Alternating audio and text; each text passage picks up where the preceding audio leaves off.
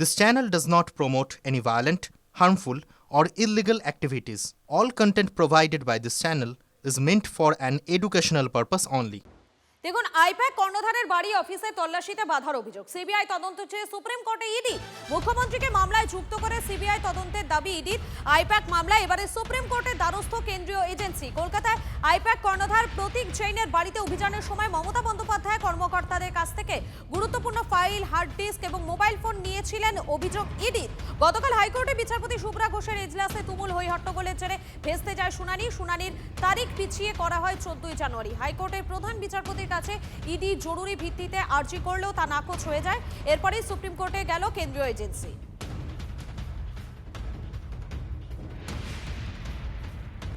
সেদিন কোনো তদন্ত করতে বাধা দেওয়া হয়নি। সেদিনকে ইডি বিজেপির হয়ে চুরি করতে এসেছিল, চোরকে চুরি করতে আটকানো হয়েছে। অমিত শাহের কথায় তৃণমূলের প্রার্থী তালিকা চুরি করা যাবে না, এজেন্সির কাজ চুরি করা নয়। মমতা বন্দ্যোপাধ্যায় যা করেছেন সঠিক করেছেন এবং হাইকোর্টে গিয়েছিল, তো হাইকোর্টে গিয়েও নাস্তানাবুদ হয়েছে।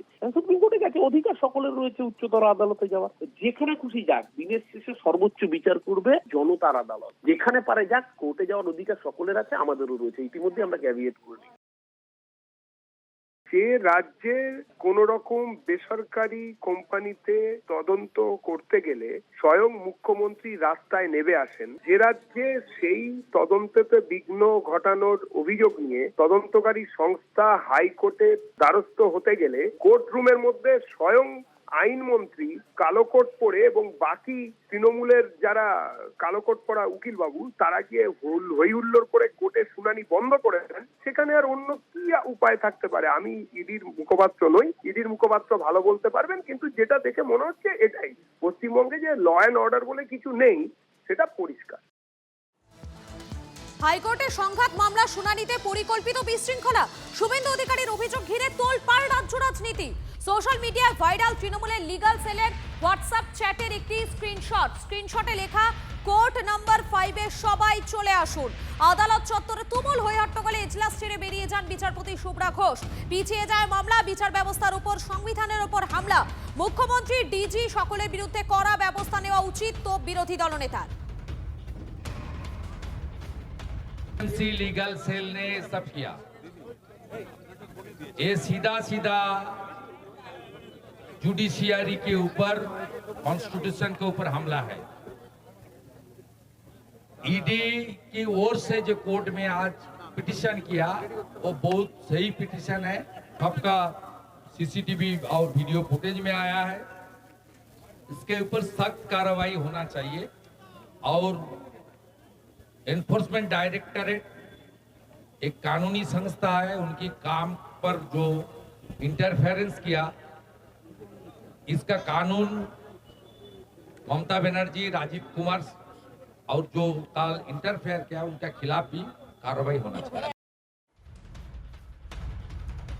বড় মামলায় সব আইনজীবীদের ডেকে পাঠানোর রেওয়াজ আছে, সেভাবেই ডাকা হয়েছিল। টিভি9 বাংলায় দাবি তৃণমূলের লিগ্যাল সেলের কনভেনারে। আমরা তো দেখেছি, আমি যেটা করেছি যে আমাদের ম্যাটারটা আছে, কল্যাণদা অ্যাপিয়ার করে অভিষেক বন্যুর সঙ্গে আসবে, আমরা যেমন অ্যাপিয়ার করি তেমন অ্যাপিয়ার করি আমরা। কিন্তু এখানে তো কারোর সঙ্গে কাউকে, আমি আমার গ্রুপে লিখেছি তো এটা, কিন্তু সবসময় তো করি, আজ তো নয়, আজ বরাবরই 19 সাল থেকে তো করে আসছি এটা আমরা, যে আমাদের ইনফর্ম করি আমাদের গ্রুপকে যে আপনারা আসুন, ম্যাটারটা হবে এখানে। ওই যারা সিনিয়র তারা ঢোকে, যারা জুনিয়র তারা ঢুকতে পারে না, তারা বাইরে থাকে, তারা আমরা গিয়ে শুনি ব্যাপারটা আমরা। এটা যারা করছে তারা উদ্দেশ্য প্রণীত হয়ে করছে, এটা আমি আমার গ্রুপে দিয়েছি, কোন গ্রুপে তো দিইনি এটা আমরা। উদ্দেশ্য প্রণীত হবে বিজেপি এবং সিপিএম, আমাদের অভ্যন্তরীণ ব্যাপারকে নিয়ে এইভাবে করার তো কোনো মানে হয় না। এটা মেলান ছাড়া কি এটা উদ্দেশ্য প্রণীত হবে। আমি আবার তো কাউকে দেবো, আমি আমার যেদিন ম্যাটার থাকবে, এটা আমাদের সিস্টেম, এটা আমাদের যে আমাদের লয়ারদের ইনফর্ম করে যে ম্যাটারটা ওখানে আছে, যাদের সম্ভব তারা আসবে, আর যাদের নিজেদের ম্যাটার আছে তারা নিজেদের ম্যাটার করবে। আর এই বিষয় নিয়ে বিজেপি এবং তৃণমূলের পক্ষ থেকে ঠিক কি বলা হচ্ছে, কি দাবি করা হচ্ছে, শোনাই আপনাদের। সম্পূর্ণ পরিকল্পিতভাবে সেখানে চন্দ্রিমা ভট্টাচার্য মহাশয়কে বসিয়ে এই যে টোটাল আনার্কি, সম্মানীয় বিচারপতি আনার্কি করলেই মানে ঘাড় ধরে বার করে দেওয়া উচিত ছিল ওই কোর্ট রুম থেকে। যেদিকে মমতা ব্যানার্জি নিয়ে যাচ্ছেন, আশা করি এখন বাংলার মানুষ তারা বুঝতে পারছে যে কোন দিকে এই পশ্চিমবঙ্গকে মমতা ব্যানার্জি নিয়ে যাচ্ছেন। না, লিগাল সেলের কনভেনার মামলাটা করেছে তৃণমূল কংগ্রেস, তো তৃণমূলের যে আইনজীবীরা এই মামলার সঙ্গে সম্পৃক্ত, তো তাদেরকে ডাকবেন না তো কাদেরকে ডাকবেন? উনি কি তৃণমূল কংগ্রেসের রাজ্য কমিটির মেম্বারদের ডেকেছেন, না এই মামলার সঙ্গে সম্পৃক্ত আইনজীবী তাদের ডেকেছেন? তৃণমূলের করা মামলা, তাতে তৃণমূলের আইনজীবীরা থাকবে না তো কারা থাকবে? বিজেপির নেতা থাকবে না বিকাশ ভট্টাচার্য থাকবে? এই অর্বাচীনের মতো প্রশ্ন বিজেপির পক্ষেই করা সম্ভব। গতকালকে পরিষ্কার হাইকোর্ট জানিয়ে দিয়েছে যে এই মুহূর্তে তারা কোনো ব্যবস্থা গ্রহণ করার দিকে যাচ্ছে তো নাই, উল্টে পুলিশ কোনো বেআইনি কাজ করেছে বলে তারা মনেই করছেন না, বরঞ্চ মমতা বন্দ্যোপাধ্যায় যেটা বলেছেন সেটাতেই শিলমোহর দিয়েছে কার্যত ঘুরিয়ে হাইকোর্ট। দেখুন, তল্লাশি এবং সংঘাতের আবহে কলকাতা পুলিশের তৎপরতা। প্রতীক জৈনের বাসস্থানের বহুতলে সিসি ক্যামেরার ডিভিআর বাজেয়াপ্ত করে পাঠানো হলো ফরেনসিকে। বহুতলের ফেসিলিটি ম্যানেজারকেও নোটিশ পুলিশের। বৃহস্পতিবার সকালে কর্তব্যরতদের নামের তালিকা তলব। ইতিমধ্যেই প্রতীকের বাড়ির পরিচারিকা সহ বেশ কয়েকজনকে জিজ্ঞাসাবাদ করে বয়ান রেকর্ড করেছে পুলিশ। 7 নম্বর লর্ডন স্ট্রিটের বহুতলে থাকা আইপ্যাক কর্ণধার প্রতীক জৈনের ফ্ল্যাটে বৃহস্পতিবার সকালে তল্লাশি অভিযান চালায় এনফোর্সমেন্ট ডিরেক্টরেটের আধিকারিকরা। আর সেই তল্লাশি অভিযানকে সামনে রেখে ইতিমধ্যেই শেক্সপিয়ার সরণি থানায় 2টি এফআইআর দায়ের হয়েছে। আর সেই এফআইআরের উপরে ভিত্তি করে ইতিমধ্যেই তদন্ত শুরু করেছে পুলিশ। আর তদন্তে নেমে ইতিমধ্যেই এই বহুতলের যে সমস্ত সিসি ক্যামেরা রয়েছে সেই ক্যামেরার যে ডিভিআর তা বাজেয়াপ্ত করে ফরেনসিকে পাঠানো হয়েছে বলেই পুলিশ সূত্রে খবর।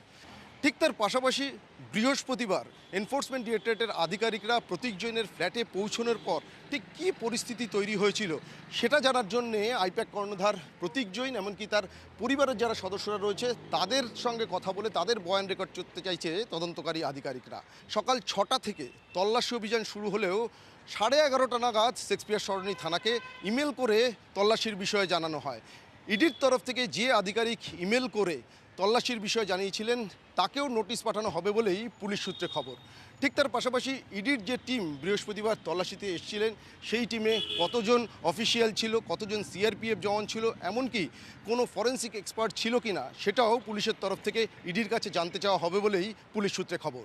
ক্যামেরায় সুমিতের সঙ্গে সুপ্রিয় গুহ, TV9 বাংলা। যুবকের রহস্য মৃত্যু ঘুরে মালদার হরিশ্চন্দ্রপুরের কুশিদা এলাকায় ব্যাপক উত্তেজনা। স্ত্রীর বিরুদ্ধে খুনের অভিযোগ যুবকের পরিবার এবং গ্রামবাসীদের।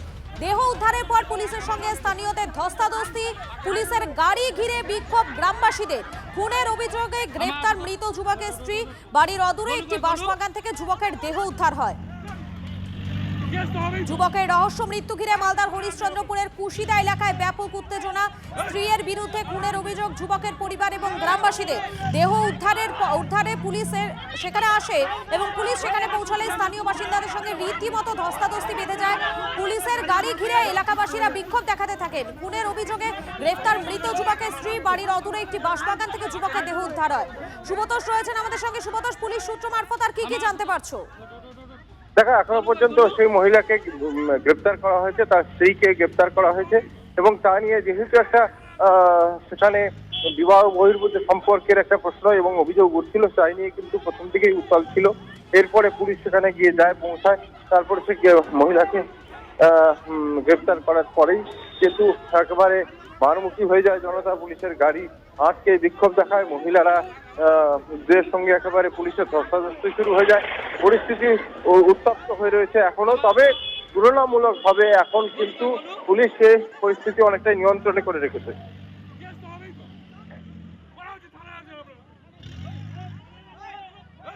একেবারে ধন্যবাদ তোমাকে।